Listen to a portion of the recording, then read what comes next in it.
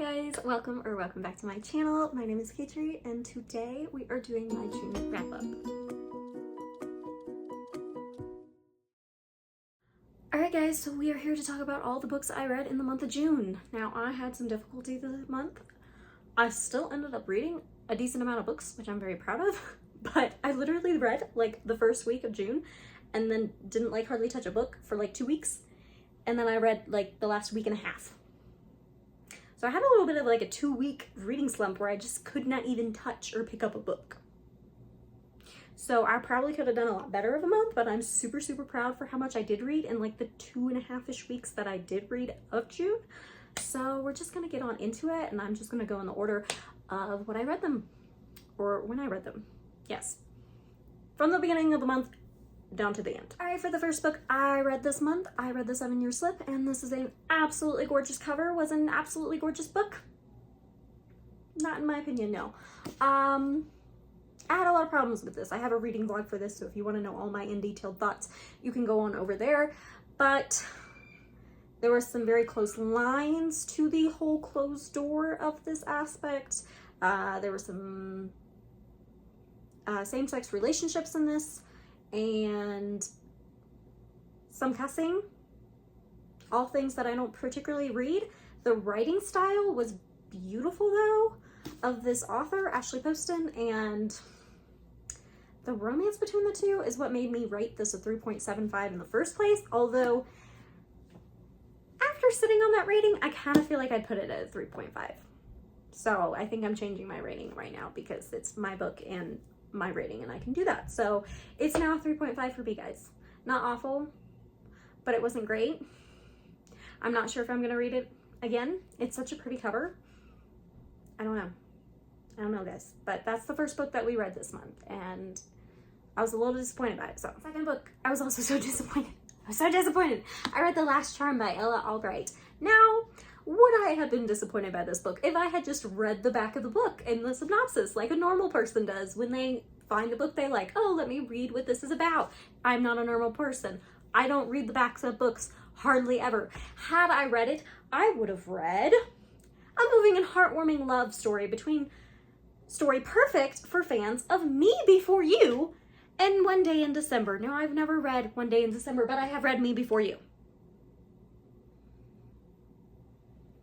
And I love that book all the way up until the end, and it makes me so mad. I've kept it on my shelf because I really love the romance between the two. But the ending makes me so mad. That's the dumbest ending ever. And that's basically what this book did to me. Except in ways I felt it was worse than Me Before You because I didn't feel like I had as much of a connection with the characters and got as much of a romance between the characters as I did with that one. If that makes sense. So I only give this a 3-star. Poor freaking Jake. He deserved better. For any of y'all who have read this book, I don't even care about the girl character, but Jake deserved better than this. How dare you, Ella? I'm not sure if I'll keep this one either. So, as you can see, I think this is part of the reason why I went into a reading slump, because the first couple books that I read just really irritated me. Alright, and then the next one I read for a Chop or Not video, and that was The Last Time I Lied by Riley Sager. This was my first Riley Sager book, and I gotta give Riley Sager props for being the first thriller book I've read in like 2 years that hasn't had cheating as an entire plot of the story. So, for that reason alone, he got higher remarks than most any other thriller book I've read, recently at least. And the whole like last quarter of the book was really good. I really liked it. I was invested. I thought the plot twist and the writing was well done. But all in all, dude, it took more than half of this book to actually get to the point. It took more than half of the book to actually tell you anything, for you to actually figure anything out. And this book is over 350 pages. A thriller suspense book, over 350 pages. What on earth are you doing, Riley Sager? Anyway, I give it a 3 stars. Also not sure if I'll keep this one. All right, and then the next book I read was actually an ARC, and that is coming out July 2nd. Which, if I remember when I'm posting this video, will be the day after this video, and that is The Summer of Yes by Courtney Walsh. This was my first Courtney Walsh book. I also had a dedicated review to this one, so if you want to hear more thoughts, go over to my reviews, guys. Just do it. This this was fun. It's pretty much what the, you know, title says. It's the summer of yes. This girl, like, almost dies, and then she meets this older woman who's also having, like, a miserable life, and, like, neither of them have friends and family who care about them to come see them in the hospital when they're both, like, almost dying or dying. And then she's like, I just say no to everything. I'm such a stick in the mud. I'm going to have a summer of yes and say yes to everything and take leave, and yeah. It had a very slow start, but it was still interesting. And this was like during my reading slump a little bit. I only was able to read my ebook. I couldn't pick up a physical book, but I did end up speeding through this one and then finishing it. And I thought, okay, I can read another book, and I didn't. But I did like this one. It was 4 stars. Pretty nice. It has some good themes of like forgiveness and hope and stuff like that, and just like a fun summery vibe. So yeah, I'm definitely interested to check out another of Courtney Walsh's books now. So, and then my favorite book of the month and probably of the year so far, my next book was Love and Other Goals. And this is the book that got me out of my reading slump, guys. Oh my gosh. Oh my gosh. I got it as an art. Thank you so much, Tracy. This is by Tracy Bach. This is her debut novel. Thank you, Tracy. She is a sweetheart. Like, literally the sweetest of sweethearts is Tracy. And this book is amazing. Like, how can it be a debut novel? I don't know. I do not know how she does it. But this is one of my favorite books. It is a soccer romance contemporary. It has faith elements, girl groups, cinnamon roll, male main character, he falls first, communication, guys. Mateo is the epitome of if he wanted to, he would. I love everything about this book. I also have a review for it. And I could talk about this all day long, so I should probably stop. But literally, like, I have no complaints. I have no complaints. Like, I don't know. It's a 5-star book. This might be my favorite book of the year. I'm having a hard time right now thinking of another book that I could read that would top it by the end of the year. Like, I'm even considering that it might be the cheat sheet. If it doesn't beat the cheat sheet, then it's going to tie the cheat sheet for, like, my favorite, like, romance book by far. So this is out now. And if any of this is interesting you, go run and get it. Go. Get off my video and go get it. Enough said. All right, the next one is another ebook. Because I thought I was out of my reading slump, but I still couldn't pick stuff up, but I could pick up ebooks. So that's what I did. I read the second in the Hockey Sweetheart series, which I read the first back in February. And this is Peach Blossom Hollow. I gave this one a 3.75. This is by Jean Oram originally. Now, I think I'm going to knock it down to a 3.5. I really liked the first one. I felt like there's more of a book with the first one. I think the rest of them are a bit shorter. I'm not sure if they're novellas or what, because I read them on ebook and I don't know how to tell that stuff, guys. Just don't ask me. But yeah, it was fine. It was about the mascot. And then one of the guys. I don't even remember. It's hard to tell, but it's a hockey. It is a clean hockey romance. So if you're looking for a clean hockey romance, it's pretty good. I like the first one better. I like the first one the best. But again, it's longer. It was more fleshed out. These kind of felt more like novellas, shorters. But yeah. The female main character was a Korean American, which I thought was cool. I liked that. But yeah, cover's pretty. And then right after that, I read the third one also. And I read both of these like in a day. And the third one is Chocolate Cherry Cabin, also by Jean Oram. And I originally rated it 3.5. I'm knocking it down to 3.25. This is about a... Oh my gosh, who is she even to the team? I don't know. But she's... It's the team's coach. That's who it is. It's the team's coach and this this girl from his high school that he teased all the time. But apparently he liked her. Way to be mature, dude.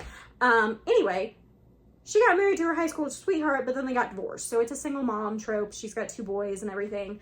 Just like not my favorite tropes or character personalities in this one, but it was still like a decent read. Again, hockey, clean romance. This one does not show as much hockey as the first 2 does, though. I will say that. So, All right, and then next I was supposed to read 2 by 2 by Nicholas Sparks as a buddy read with Lucy from the Lucy Chronicles. Guys, I DNF'd this, and so did Lucy. Lucy was like, I don't know, we got some worrisome content in here. Can you check it out and let me know what you think? And I was like, yeah, sure. And I read the first 3 or 4 chapters, and I was like, I think you're right. I think I don't want to read this. So he has a sister in this who is a lesbian, and she has a partner. And flipping through, that seemed kind of prevalent. And again, apparently I need to start reading the backs of books. Will I? Probably not, guys. Honestly, so much work. Anyway, in the back, it does say that his wife literally leaves him with his daughter, like just leaves him, and that he has a chance for love again and all this stuff. And I mean, we both thought it was kind of more of a father-daughter relationship, but looking up ahead, it seems like, oh, the girl that he was telling us about that he's like madly in love with and talks more highly of his wife when he's in a marriage with his wife at the beginning is the girl that the whole romance is about while he's like single fathering his daughter, but his daughter doesn't seem to be in it as much, at least for my little flip through. Anyway, the marital stuff, all that, I don't like to read it. I don't like to read stuff like that. So, I don't know. The content, the way it was written about the marriage, I mean, his whole family didn't like his wife either. It was like, no, I'm not okay with her just leaving you, and I'm not okay with this, but at the same time, you guys are all acting so, like, nasty towards her, and, like, worshiping this other woman that he literally cheated on, and that's why they didn't get together. Like, oh my gosh.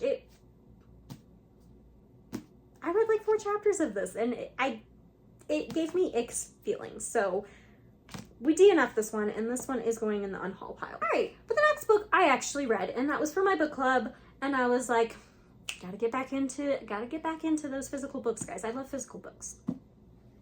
And I read Sender. And I loved it, guys. I loved this book. Oh my gosh. I did not realize, I don't know why I didn't realize, because I'm a doofus, I guess, but I didn't realize that this like connects, like the one story connects, and you just have a different, for this is the Lunar Chronicles by Marissa Meyer. I need to say my whole intro, oh my goodness. But it connects to like each of the stories in the Lunar Chronicles. It's just a different POV character. And I was like, that's so cool. But also, you left me hanging with this one, Marissa. You left me hanging. And now I gotta buy the second one. Don't you hate it when authors do that? And I also know that I'm very, very late to this trend, but I read Harry Potter when I was like 17 years old, okay? I do not go with the trends. It takes me a very long time to get to a trend, and by then, it's not a trend. It's a... So. I liked it. It's sci-fi. It's fairy tale retelling. It was a 4.5 for me, so. And that cover art, guys. Oh my gosh. And the inside art? Yes. Yes. All right, and then next I read a Christian romance? Contemporary romance? Yes, I think. By an Australian author, and this is A Girl's Guide to the Outback. Now, guys, I loved the Australian setting. I am obsessed with Australia. Everything Australian. And that's mainly because of the Irwins. So, if you want to judge me for that, that's fine. I don't really care. But I didn't love this. I didn't love this. After reading Love and Other Goals, I feel like I had a very high expectation for any more romances too. But Love and Other Goals also did such a wonderful job at just so intricately and naturally weaving in such strong faith elements without being overbearing and also seeming the most natural and believable like thing in the world. This made like jokes like, oh, it was like raining like when, you know, like when Noah built the ark or whatnot. Like, I don't know, like it was making like Noah Ark jokes and other like weird jokes to do with like weather, and I was just like, do people actually do this? Like, I've heard Christian jokes. But I don't know. I haven't heard these kind of Christian jokes, I guess, and I was just like, this is interesting. But I felt like that was the main faith elements in it. I mean, there was talk of like, oh, he's a youth pastor, but he's not in that setting for the majority of the book. And so I felt like most of the faith elements was kind of the very last little bit of the book. And I think some of the stuff that was in that last little section was good. And I mean, the story was enjoyable, but honestly, I liked his sister and her guy's romance. Like, I was very intrigued by that, almost more so than the two of them. I didn't think this was awful at all. I gave it a 3.5 stars. It just wasn't like hitting for me. It wasn't amazing, but it was a decent read. I just kind of expected a little bit more out of a Christian contemporary. So, all right, and then the next book I read was The Mysterious Benedict Society. I forgot the name of the dude who wrote it. This is by Trenton Lee Stewart. This was one of my, like, recommended by my personal friends. I tried to do, like, the 12 recommendations by 12 friends this year, like I did last year, and I'm pretty sure I got, like, 4 recommendations this year, and I was like, come on, people. But thank you so much, my dear friend who actually recommended me this and was one of my 4, so... This was so cute, guys. Again, I'm so late to trends. I can't believe I didn't, like, read this, or even, I didn't even know this was a thing when I grew up. When I was growing up. Anyway, I liked this. I really did like it. It wasn't, like, amazing to me, but again, I'm, like, 25 years old, so I wouldn't quite expect an elementary middle grade book to hit quite 5-star top tier for me because I'm not the targeted age group. But this was good, and I felt like the twist and stuff in it, it definitely, like, I didn't see any of it coming. I loved some of the stuff, especially, like, towards the end, and I don't know, it wrapped up nicely to where I feel like you don't have to read anymore if you don't want to. I wouldn't be against reading anymore, but I'm also not like I have to read more immediately, if that makes sense. I gave this about a 3.5. I don't know, maybe a 3.75. I'm not quite decided, but it's somewhere in between there, and I really enjoyed it, and I thank you, friend, for recommending it to me. All right, and then the last book that I finished this month, and I haven't actually finished it. As you can see, there's a bookmark, but I will be finishing it before the end of the month. I can promise you that, and I will have vlog proof. That is The Case for Christ by Lee Strobel. Guys, this is a dang good book. This was my Women's Christian Nonfiction Book Club of the Month, and I'm enjoying it. I am enjoying it. I like how he takes, like, his journalistic aspects, and he kind of uses that as, like, how he went about to prove or disprove the existence of Christ and is he who he says he is. There's some really interesting stuff in this. I just read at this point, which I will have more in my blog for my very final end thoughts. I just read the stuff from the Jew that he talked to, and that was all really interesting. There's going to be a lot more about this in my weekly vlog that comes out at the end of this week. So if you guys want to hear a lot more in-depth thoughts of stuff that's actually in here, I would definitely look forward to checking that out. Right now, I'm pretty sure this is probably going to be a solid 4 stars. If it changes from that, I will say it in my vlog, but yeah, about 4 stars. All right, guys, that is all the books I read this month, and that is 11 books, including my ebooks and then a DNF, so not too shabby. I did DNF another book. I forgot about that. It was in my chopper knot. If y'all can look at that for that. But don't fall on me. Don't you fall on me.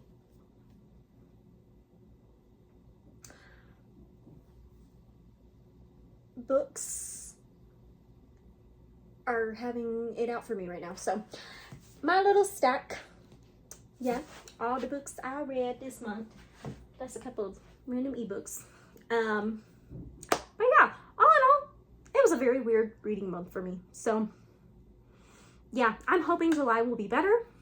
I'm out of my book slump, and I'm trying to kill myself with some of the stuff I'm planning this month, but I hope you guys enjoy all the content I have planned, and I hope you enjoyed this video, and I will see you guys next time in my next video. Oh, and before I forget to ask, what was your favorite book of June? All right, that's all. Bye, guys.